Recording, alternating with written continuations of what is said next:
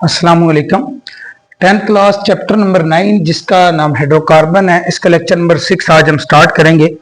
और आज हम क्रूड ऑयल में जो डिफरेंट मिक्सचर्स हैं हाइड्रोकार्बन्स के, उनको कैसे सेपरेट करते हैं, आज ये हमारा टॉपिक है। तो टॉपिक का नाम है सेपरेटिंग क्रूड ऑयल या पेट्रोलियम भी पता है आपको, हमने पिछले लेक्चर में पढ़ा था कि क्रूड ऑयल का नाम दूसरा नाम पेट्रोलियम है। तो क्रूड ऑयल में से जो डिफरेंट हाइड्रोकार्बन्स की डिफरेंट फ्रैक्शंस हैं, डिफरेंट हाइड्रोकार्बन्स हैं, उनको हम सेपरेट कैसे करेंगे, आज हम ये सीखेंगे। तो अब जैसे कि हमने पिछले लेक्चर में भी पढ़ा है कि crude oil is the mixture of different hydrocarbons. ठीक है, ये बात हमें पता है, पहले से हम पढ़ चुके हैं। अच्छा, जो डिफरेंट हाइड्रोकार्बन्स को हम सेपरेट करते हैं वो किस तरह से करते हैं, वो रिफाइनिंग के थ्रू करते हैं।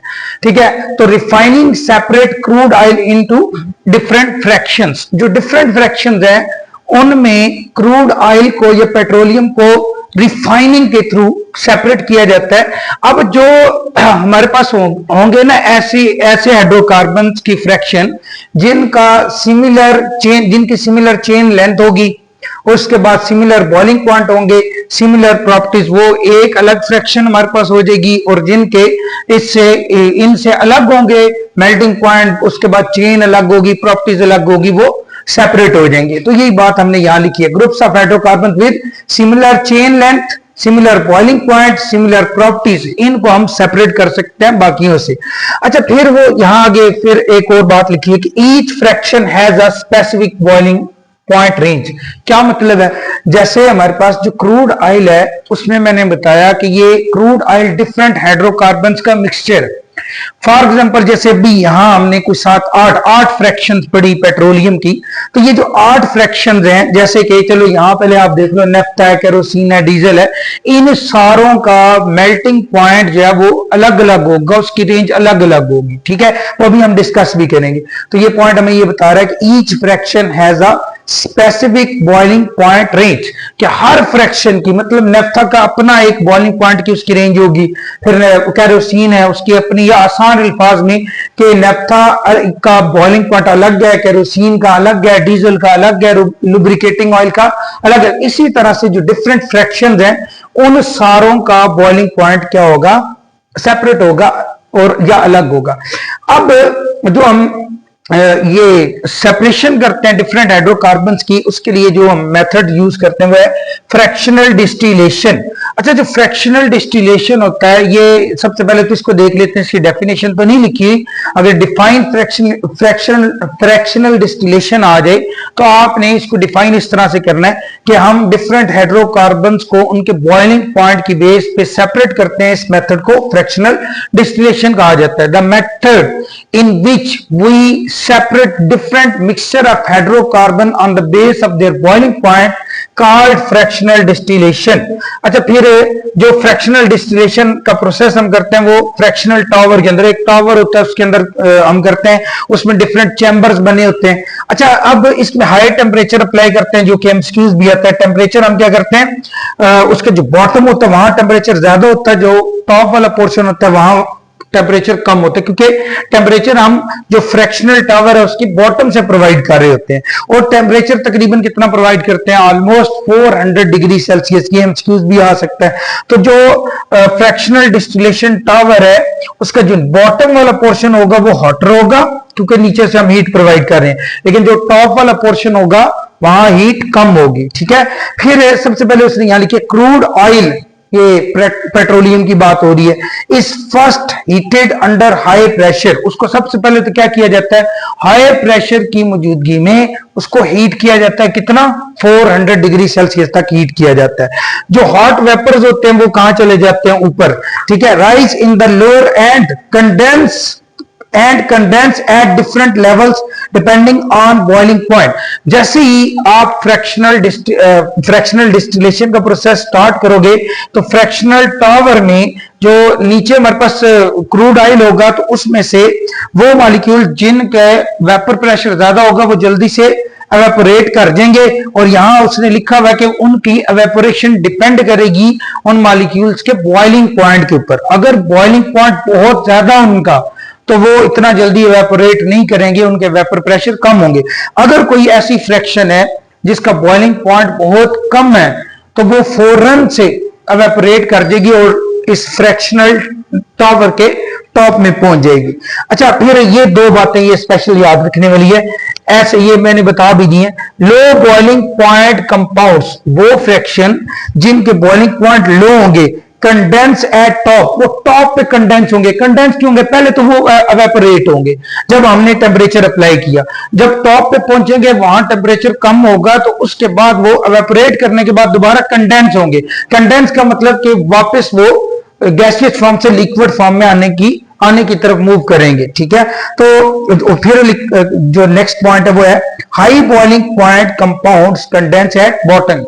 जिन कंपाउंड का बॉइलिंग पॉइंट बहुत ज्यादा होगा, वो क्योंकि वो तो इतना ज्यादा वेपोरेट करके टॉप पे जाएंगे नहीं, इसलिए वो बॉटम, किसके बॉटम में? फ्रैक्शनल टावर के बॉटम में ही रहते हैं और वहां पे ही कंडेंस होते हैं जब आप टेम्परेचर उन पे अप्लाई करना बंद कर देते हो। ठीक है, तो ये कंडेंसेशन का जो प्रोसेस है वो तब ही होगा जब एक दफा टेम्परेचर अप्लाई करोगे, एक दफा जो डिफरेंट फ्रैक्शंस है वो एवेपोरेट कर देंगी, लेकिन जब टेम्परेचर आप ये खत्म करोगे तो उसके बाद वो कंडेंस होंगी, लेकिन उनके डिफरेंट चैम्बर्स होंगे और वो डिफरेंट पोर्शन होंगे।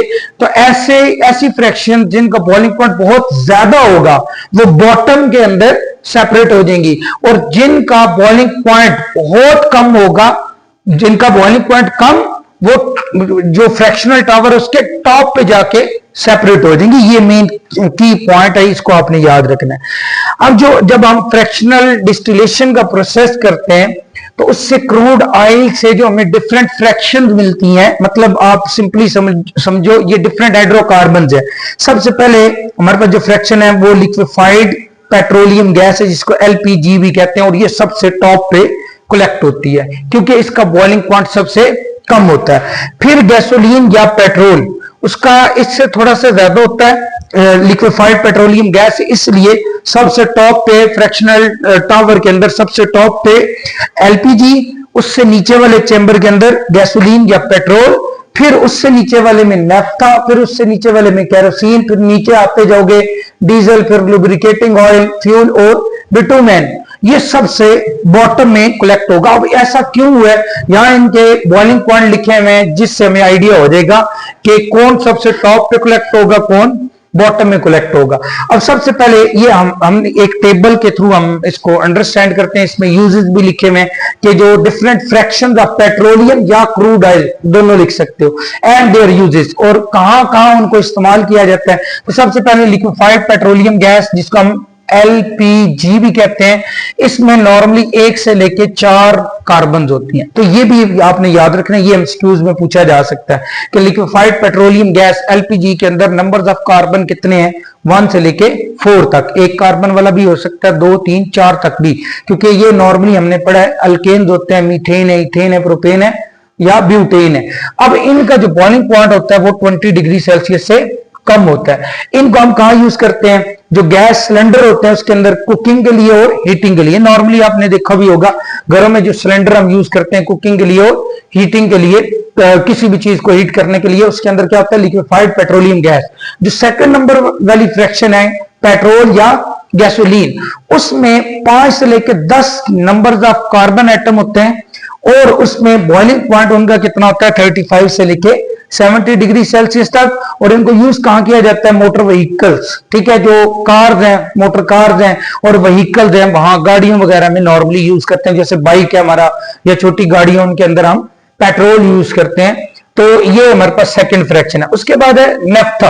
अब ये सबसे टॉप पे कलेक्ट होगी, इससे नीचे पेट्रोलियम या पेट्रोल या गैसोलीन, और उससे नीचे नेफ्था, और नेफ्था में 8 से लेके 12 कार्बन हो सकते हैं। अब यहां कंफ्यूज नहीं होना, यहां बेसिकली अगर आप देखोगे ना 5 से 10 तक तो यहां था, कुछ बच्चों के माइंड में आएगा यहां हो सकता है 11 से लेके ऑनवर्ड होना चाहिए, लेकिन ये इनकी अरेंजमेंट डिफरेंट हो सकती है, इस वजह से इनके बॉइलिंग पॉइंट थोड़े से ज्यादा है। अगर जैसे जैसे नंबर्स ऑफ कार्बन एटम बढ़ते हैं ना तो इंटरमॉलिक्यूलर फोर्सेस ज्यादा होती हैं, तो बॉइलिंग पॉइंट भी बढ़ना चाहिए। तो यहां नंबर्स ऑफ कार्बन एटम 10 से कम है, मतलब 8 है, 9, 10, 3 यहां आ रहे हैं, लेकिन हमने उनका बॉइलिंग पॉइंट क्या रखा हुआ है? ज्यादा। नॉर्मली इनकी अरेंजमेंट भी डिफरेंट होती है, जिसकी वजह से इनके बॉइलिंग पॉइंट जो वो ज्यादा हो जाते हैं। तो 8 से लेके 12 कार्बन वाला नेफ्था कहलाता है। इसमें जो नेफ्था का बॉइलिंग पॉइंट होता है वो 70 से लेके 120 डिग्री सेल्सियस तक होता है। और इसको हम कहां यूज कर सकते हैं? Chemical feed stock. Feed stock का मतलब है रॉ मटेरियल के तौर पे। मतलब रॉ मटेरियल का क्या मतलब है? ऐसी कोई भी चीजें जिनको हम यूज करके फर्दर डिफरेंट चीजों की सिंथेसिस कर सकें, फॉर्मेशन कर सकें। तो आसान अल्फाज में ये इसको हम नेफ्था को यूज करते हैं ड्रग्स बनाने के लिए, दवाइयां बनाने के लिए, उसके बाद प्लास्टिक बनाने के लिए इसको यूज करते हैं, फिर उसके बाद इस बहुत सारे केमिकल्स हैं उनकी फॉर्मेशन के लिए हम नेफ्था को स्टार्टिंग मटेरियल के तौर पे यूज करते हैं, रॉ मटेरियल के तौर पे यूज करते हैं या फीड स्टॉक के तौर पे यूज करते हैं। तो एक ही मतलब है इसका, ठीक है। तो आसान अल्फाज में दवाइयां बनाने के लिए, प्लास्टिक बनाने के लिए या और बहुत सारे केमिकल्स बनाने के लिए हमें क्या रिक्वायर्ड होता है? नेफ्था। फिर उससे नीचे केरोसिन और पैराफिन। अच्छा, केरोसिन का जो हम नॉर्मली वर्ड यूज करते हैं वो मिट्टी का तेल, ठीक है। तो मिट्टी का जो तेल होता है वो बेसिकली हम आम अपनी लैंग्वेज में इसको मिट्टी का तेल कहते हैं, केरोसिन है। उसमें नंबर्स ऑफ कार्बन एटम 10 से लेके 16 तक हो सकती हैं और इनका बॉइलिंग पॉइंट 170 से लेके 250 डिग्री सेल्सियस तक हो सकता है। और इनको कहां यूज किया जाता है? जो जेट प्लेन्स हैं, हवाई जहाज वगैरह, उसके अंदर एज ए फ्यूल के तौर पे यूज किया जाता है। फ्यूल फॉर हीटिंग, कहीं हीटिंग करनी है तो उसके लिए एज ए फ्यूल के तौर पे यूज करते हैं। लाइटनिंग के लिए, कुकिंग के लिए, पुराने जमाने में आपको शायद पता है कि लालटेन होते थे उसके अंदर केरोसिन ऑयल हम डाल के उससे फर्दर क्या करते थे, ये जो रोशनी है वो कहीं चाहिए होती थी तो केरोसिन ऑयल को हम बर्न करते थे। कुकिंग के लिए भी पुराने जमाने में चूल्हे भी ऐसे थे जिसमें केरोसिन ऑयल डलता था, उससे आग लगा के आप फर्दर कुकिंग भी कर सकते हो। तो जेट प्लेन्स के अंदर उसके बाद फर्दर जो हीटिंग वगैरह अगर कहीं करनी है वहां हम इसको यूज करते हैं, रोशनी के लिए करते हैं, रोशनी के लिए यूज करते हैं या कुकिंग के लिए भी यूज करते हैं। उससे नीचे डीजल, ये डीजल तो अक्सर आप लोगों ने सुना है, इसको गैस ऑयल भी कहते हैं। अच्छा, पैराफिन होता है लेस एफिनिटी, नॉर्मली एल्केन्स को हम पैराफिन भी कहते हैं, ठीक है। अच्छा, उसके बाद है डीजल या गैस ऑयल। इसमें नंबर्स ऑफ कार्बन एटम 14 से 20 होते हैं। ये चीजें याद रखने वाली हैं, ठीक है, जो इस साइड मैंने लिखी हैं, क्योंकि इनके बारे में ही क्वेश्चन पूछा जाएगा, ठीक है। तो डीजल या गैस ऑयल के अंदर 14 से लेकर 20 कार्बन होते हैं। इसका बॉइलिंग पॉइंट 270 से लेकर 340 तक होता है। और इसको हम कहां यूज करते हैं? जो बड़ी बड़ी गाड़ियां जैसे बसेस हैं, ट्रक्स हैं और ट्रेन हैं, उनमें एज अ फ्यूल के तौर पे, इंजन फ्यूल के तौर पे इसको यूज किया जाता है। Fuel for diesel engine of buses, trucks and train. जो बड़ी बड़ी गाड़ियां हैं उनमें जो फ्यूल हम यूज करते हैं वो डीजल होता है, ये गैस ऑयल होता है, ठीक है। फिर है लुब्रिकेटिंग ऑयल, जिसमें नंबर्स ऑफ कार्बन आइटम कितने हैं? 20 से लेके 50। और इसका बॉइलिंग पॉइंट कितना है? 350 से लेके 500 डिग्री सेल्सियस तक। और नाम से ही पता चल रहा है लुब्रिकेटिंग ऑयल जो मशीनरी है या गाड़ियों के इंजन है उसके अंदर हम एज अ इसको लुब्रिकेंट के तौर पे फ्रिक्शन को कम करने के लिए इसको यूज करते हैं। वैक्स बनाने के लिए या पॉलिश उसको बनाने के लिए हम लुब्रिकेटिंग ऑयल को यूज करते हैं, ठीक है। जैसे ग्रीस वगैरह है वो बेसिकली लुब्रिकेटिंग का काम करता है, ठीक है। तो उस सेकंड लास्ट है हमारे पास फ्यूल ऑयल।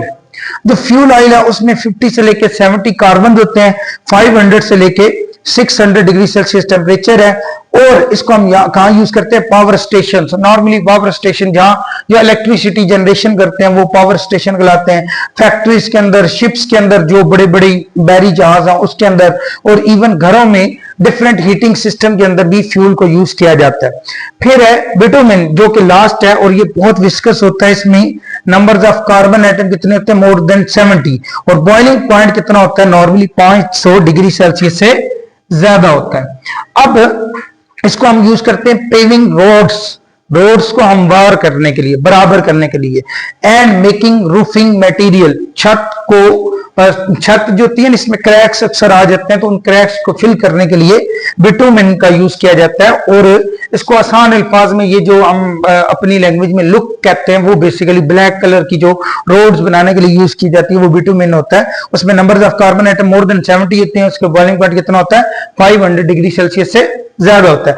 अब अगर आप एक चीज आपने नोट की होगी कि टॉप टू बॉटम जैसे हम आ रहे हैं तो नंबर्स ऑफ कार्बन एटम इनके बढ़ते जा रहे हैं। जैसे ही नंबर्स ऑफ कार्बन एटम बढ़ते जा रहे हैं उनका बॉइलिंग पॉइंट भी बढ़ता जा रहा है। तो कार्बन बढ़ने से बॉइलिंग पॉइंट बढ़ेगा, क्योंकि जितने नंबर्स ऑफ कार्बन एटम ज्यादा होते जा रहे हैं उतना ज्यादा इंटरमॉलिक्यूलर फोर्सेस इन कंपाउंड्स के अंदर ज्यादा होती जा रही हैं। तो अब जैसे जैसे नंबर ऑफ कार्बन एटम ज्यादा होंगे, इनके बॉइलिंग पॉइंट भी ज्यादा होते जाएंगे। अब जब बॉइलिंग पॉइंट इनके सारों के डिफरेंट हैं, तो इस वजह से आप फ्रैक्शनल डिस्टिलेशन की हेल्प से इन सारी फ्रैक्शंस को सेपरेट कर सकते हो। किसके अंदर? फ्रैक्शनल टॉवर के अंदर। अब फ्रैक्शनल टॉवर में डिफरेंट चैम्बर्स होते हैं, तो उसमें ये अलग अलग फ्रैक्शंस सेपरेट हो जाती हैं। ठीक है,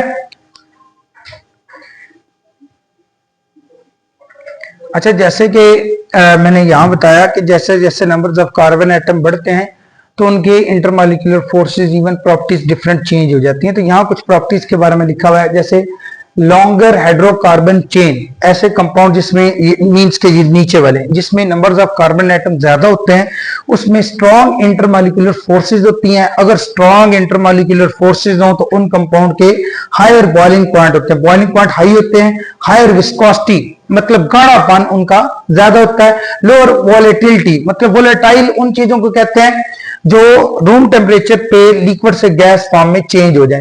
तो जिन कंपाउंड में नंबर्स ऑफ कार्बन एटम ज्यादा, उनका बॉइलिंग पॉइंट ज्यादा है, जिसकी वजह से वो इतना आसानी के साथ ये लिक्विड से गैस में चेंज नहीं होते, तो इसको हमने क्या लिखा? Lower volatility. फिर डार्कर कलर, और जितने नंबर्स ऑफ कार्बन एटम ज्यादा होंगे तो जो हमारे पास यहाँ फ्रैक्शंस हैं उनका कलर उतना ज्यादा डार्क होता जाएगा, गाढ़ा होता जाएगा।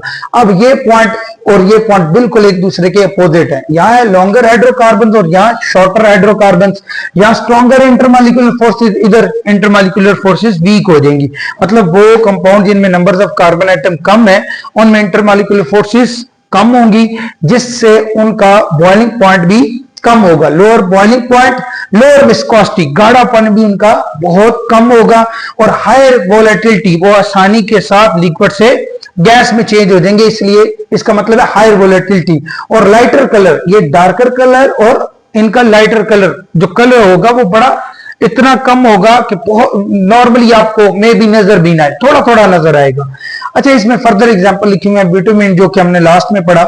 लॉन्गर कार्बन चेन, जैसे कि हमने यहां पढ़ा, ऑलमोस्ट कितनी कार्बन होती है? 70, मोर देन 70। तो इसलिए इनका बॉइलिंग पॉइंट भी ज्यादा होगा, हाई विस्कोसिटी होगी, लो वोलेटिलिटी होगी, और कलर क्या होगा? डार्केस्ट होगा। फिर इसी तरह से रिफाइनरी गैस जो एलपीजी है, सबसे टॉप पे हमने पढ़ी। ठीक है, शॉर्टेस्ट कार्बन चेन, जैसे इसमें हमने पढ़ा कि 1, 2 या 3 या 4 कार्बन होते हैं, इसलिए इनका बॉइलिंग पॉइंट कम होता है, लोअर विस्कोसिटी होती है, हाई वोलेटिलिटी होती है, और लाइटर कलर, यहां नहीं लिखा हुआ लेकिन लाइटर कलर होता है, कलर बहुत लाइट होता है।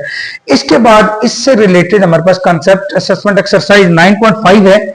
जैसे इसमें ना सबसे पहले क्वेश्चन लिखा हुआ है, list name of fractions obtained by fractional distillation of petroleum. वो इसके आंसर में आपने ये लिख देनी है। कितनी फ्रैक्शंस है? 8 फ्रैक्शंस। तो क्वेश्चन नंबर 1 का ये आंसर है। फिर है क्वेश्चन नंबर 2, यहां उसने नहीं मेंशन किया हुआ, और 3 डायरेक्ट लिख दिया, लेकिन ये होगा तो 2 ना। List 1 use of each petroleum fraction. इन सारों में से एक एक यूज सारों का लिखना है। जैसे एलपीजी का आप बेशक ये लिख दो कि इसको हम सिलेंडर, ये कुकिंग के लिए यूज करते हैं। कहां यूज करते हैं? कुकिंग के अंदर। फिर इसी तरह से पेट्रोल, गैसोलीन, उसको आप लिख दो कि फ्यूल के तौर पे यूज होता है कार्स के अंदर, बस इतना लिख दो। नेफ्ता के बारे में लिख दो कि इसको ड्रग्स की सिंथेसिस में इसको यूज किया जाता है, या प्लास्टिक या अदर केमिकल्स, कोई एक लिख दो। कैरोसिन, पैराफिन, इनका कोई एक यूज लिख दो कि जेट प्लेन्स में एज अ फ्यूल के तौर पे यूज होता है। फिर डीजल क्या लिख दो कि डीजल जो है वो बस या ट्रक के इंजन में एज अ फ्यूल के तौर पे यूज होता है। लुब्रिकेटिंग ऑयल लुब्रिकेशन के लिए यूज होता है। इंजन के जो पार्ट्स होते हैं ना, स्पेयर पार्ट्स, उसमें एज ए लुब्रिकेंट के तौर पे काम करता है।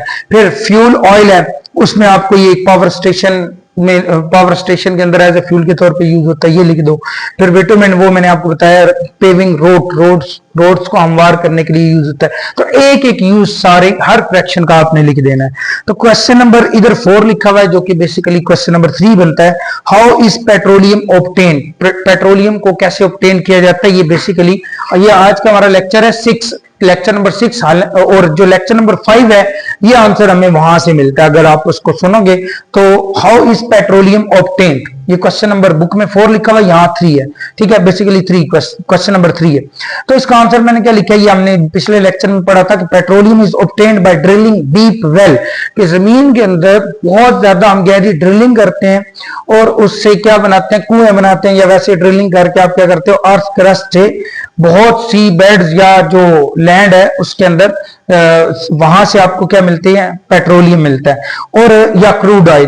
तो क्रूड ऑयल को फिर पंप के थ्रू हम क्या करते हैं, सेपरेट करते हैं, लेकिन पंप करने से पहले जो गैसेज होती हैं वो सबसे पहले नेचुरल गैसेज हमने पढ़ा था, वो सबसे पहले बाहर आती हैं बड़े हाई प्रेशर के साथ, तो उसके बाद हम पंप को यूज करके इसको जमीन के अंदर से क्या करते हैं, निकाल लेते हैं, किसको बोला, पेट्रोलियम को।